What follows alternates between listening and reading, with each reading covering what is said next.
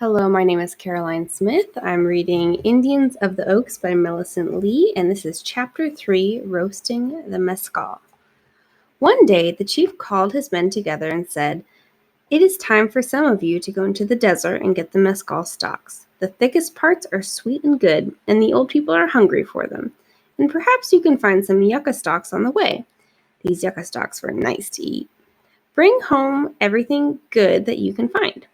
"Who shall go?" asked Peon, who was the chief's son. "The young shall go," answered the chief. "It is a long way into the desert for the old. They shall stay here. But you can take your wives. We prepared for the trip. We were always happy when we were sent on a journey." The women packed their household utensils in carrying nets.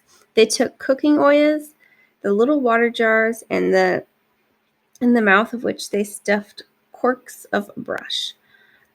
Opachuk, Peon's big strong wife, carried her favorite little stone metate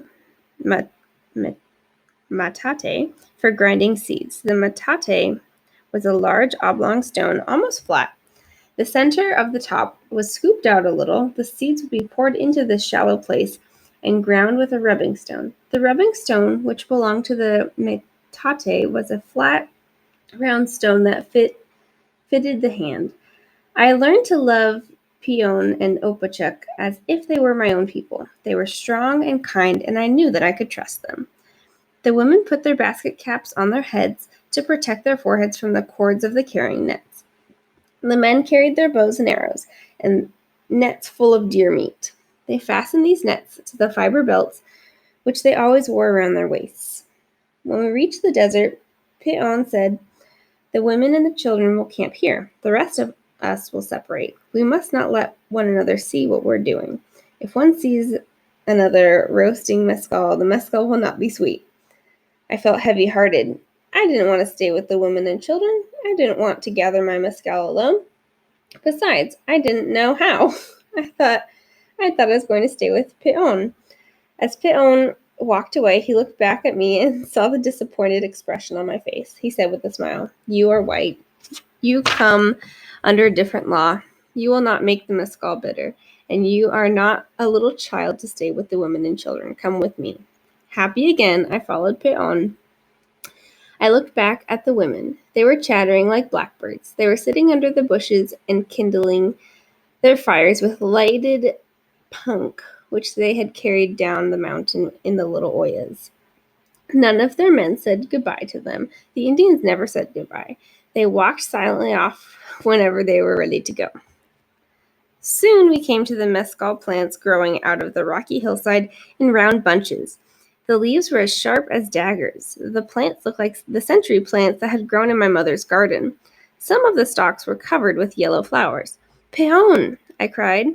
"How are we going to dig out the thick stalks? We have nothing to dig them with." Peon looked at me sorrowfully. "Have I not always prepared everything?" he answered.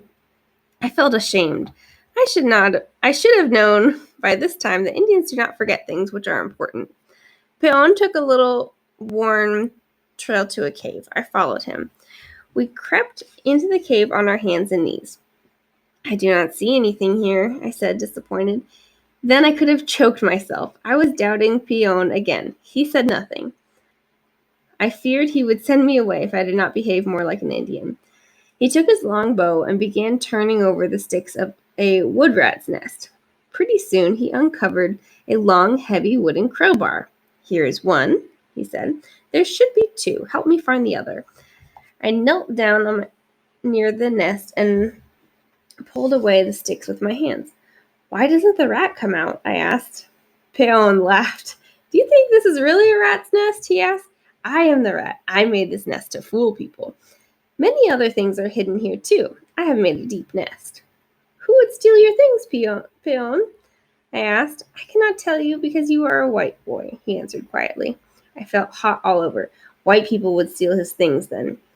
"Don't you ever trust white people?" I asked. "I trust you," he said. "I trust you." I think I was the happiest boy in the world at that moment. My heart sang. I made up my mind right then that the Indians could put their trust in me as long as I lived. If Peon had not been an Indian, I think I should I should have hugged him, but I knew he would think hugging very silly. We both dug away at the mound of sticks. Pretty soon, we uncovered another crowbar, then a wooden shovel, then a large oya with the mouth stuffed with leaves, and lastly, a very old bow with a bowstring made of milkweed fiber. Peon lifted the leaves out of the oya, put it in his hand, and pulled out a thin, flat circle that shone as he held it up. There was a little hole drilled near one edge. I could see that it was an abalone shell. They are all like this, he said. My grandfather drilled these holes. A coast Indian traded these shells to him for some acorns. He carefully put the shells back into the oya. Now we will go, he said. We shall work near the cave so the things will be safe as they are.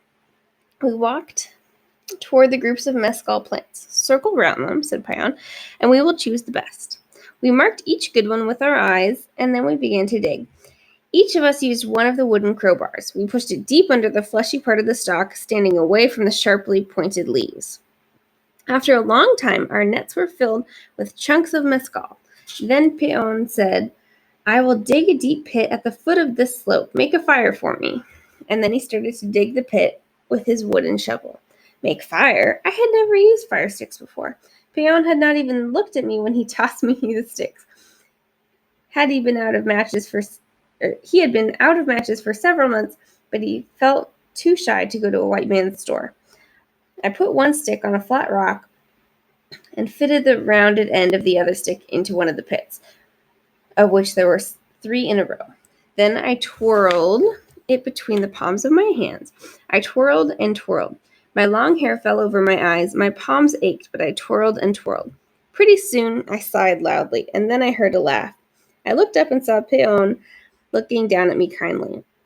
You'll make a good Indian someday, he said. You have patience. One can never become a good Indian without patience. Now you deserve an Indian name.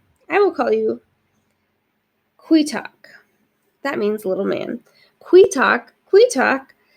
May nothing ever happen to me or to cause me to lose that name, I thought.